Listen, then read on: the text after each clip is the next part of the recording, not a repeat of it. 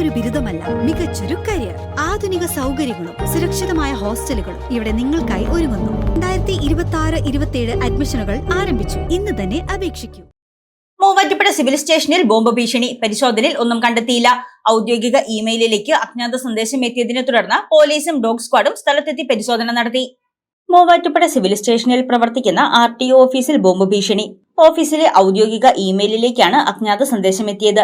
സന്ദേശം ശ്രദ്ധയിൽപ്പെട്ട ഉടൻ തന്നെ അധികൃതർ പോലീസിനെ വിവരമറിയിച്ചു. തുടർന്ന് മൂവാറ്റുപുഴ പോലീസും എറണാകുളത്തു നിന്നുള്ള ഡോഗ് സ്ക്വാഡും സ്ഥലത്തെത്തി ബുധനാഴ്ച രാവിലെ 11ഓടെ വിശദമായ പരിശോധന നടത്തി. പരിശോധനയ്ക്ക് ശേഷം സ്ഫോടക വസ്തുക്കളൊന്നും കണ്ടെത്താത്തതിനെ തുടർന്ന് ഭീഷണി വ്യാജമാണെന്ന് സ്ഥിരീകരിച്ചു.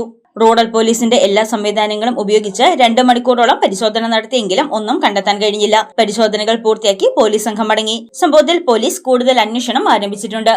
News desk Muvattupuzha news. തോട്ടത്തിൽ ഫാഷൻ ജുവലറി, തോട്ടത്തിൽ വാച്ച് കമ്പനിക്ക് എതിർവശം, കച്ചേരിത്താഴം, മൂവാറ്റുപുഴ.